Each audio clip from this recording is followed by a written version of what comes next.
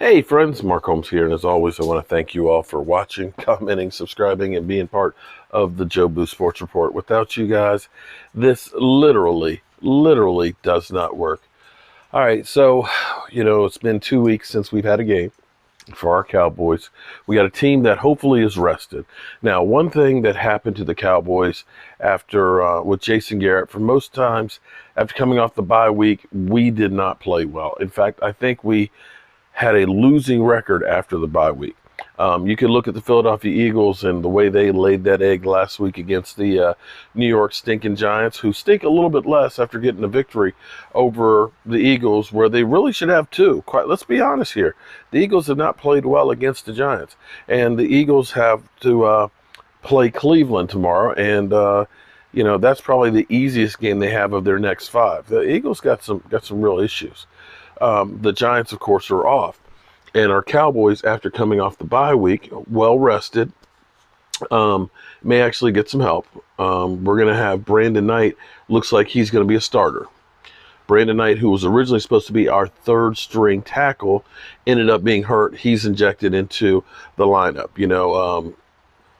Joe Looney is getting, his feet back underneath. Last week was his first start after Taylor Badass ended up hurting his hamstring. So he ended up starting from there, and Badass goes on to IR, so he'll be on there for at least the next 3 weeks. But you've got a little bit more. I think the offensive line for us may be a little bit better. Okay, I think Brandon Knight may end up being a little bit better for us. I think, like I said, Joe Looney getting in there a second week, after coming off a week of rest, I think he'll play better. Hopefully, that's what I'm hoping, that our offensive line will be better. Now, Minnesota's defense is not world killers. They're not. They lost a lot of players in the offseason. It's really been the running game that has done it for the Vikings. In fact, Kirk Cousins, I think, finally is close to Dak Prescott right now as far as yardage. And you think about Kirk Cousins has played in 9 games. Dak played in 5. It's kind of amazing when you think about it. So here's the thing. I told you my keys for the Cowboys to win is literally going to be the running game, both ways. We need to get Tony Pollard as well as Zeke, going downhill and making some plays. And on the flip side, we need our defensive line. I need Antoine Woods. I need Gallimore. And I think Bradley and Nye needs to get put in there. Okay? I think we need to go ahead and get those guys in there going. And we may actually have a break this time. Because here's one of those things that you go, don't, if you're the Minnesota Vikings right now. Minnesota last week let go of, oh my goodness, I can't think of his name now.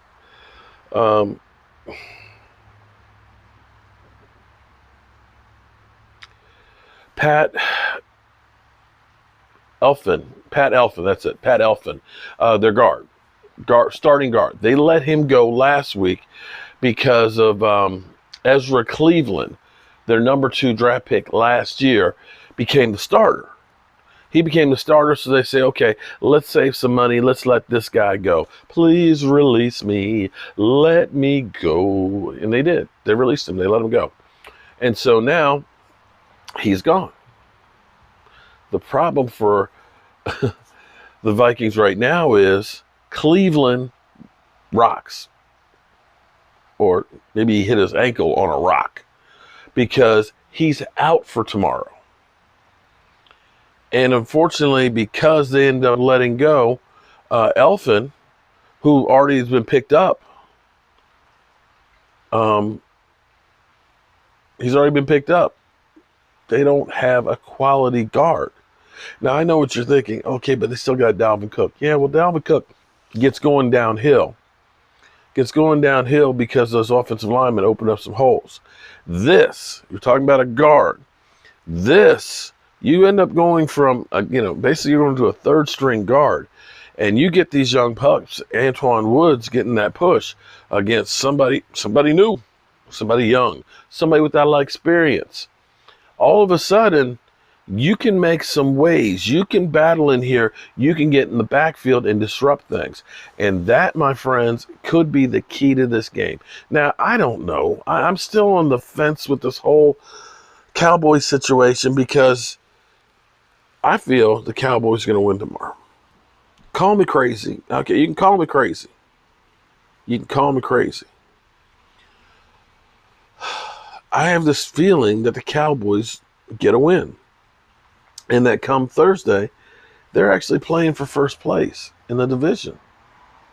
As crazy as it sounds, it's almost kind of like this is the year 2020, that somehow the Cowboys come around, win the division, and get bitch slapped in the playoffs and lose out on high draft picks. Understand, if you're looking at the team going forward, the long-term health of the team, the best thing that Cowboys can do is lose out. Because, I've been talking about this for a while. It's funny.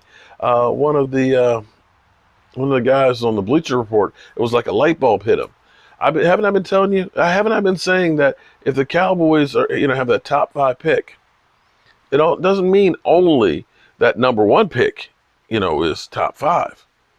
That means your second round pick is a top 5 second round pick. Your third round pick, which you actually have 2, but your original third round pick is a top 5 third round pick. Your fourth round pick is a top 4th round pick. Your top 5th round, and so on and so on and so forth. So when you start saying, we're a top 5 pick, let's say you're 3. Let's say you're 3. Let's just hypothetically put it out there. That means you're picking 35. That's almost a first round pick. You understand what I'm saying? So when you start looking at 60, 70, I think, no, 60, no, 32 and 32 is 64 plus 3, 67. That third round pick is almost a late second round pick. You follow what I'm saying? You literally, if we're a top 5 pick, we could have 4 picks in the top 105. And if it is one of those top picks, you could potentially have somebody trade up. And you could potentially maybe have 5 picks. 5 picks in the top 105.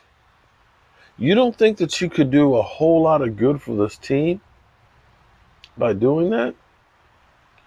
Which is part of the reason why I think the Cowboys will end up getting the win and end up getting enough wins stitched together. You only need about 3. You beat the Vikings here. You get Washington. If you get Washington on Thanksgiving, you beat the Eagles. You do have the Bengals left there too. And you finish off with the New York Giants. If you win those division games, guess what? Say bye-bye to that top 5 pick. So we'll see what happens. By this time tomorrow night, we'll either be crying or singing the praise. All right, y'all. I'm going to be ready to rock. I'll have some Jobu wings. We'll be here live streaming starting at 1 o'clock, and we'll be all the way through to the Dallas Cowboy game. We'll watch the Washington football team that's not getting a name anytime soon, and we'll be checking in on Philly 500 versus the Doo-Doo Browns. We'll see where that goes. I'm Mark Holmes, and thank you for being here.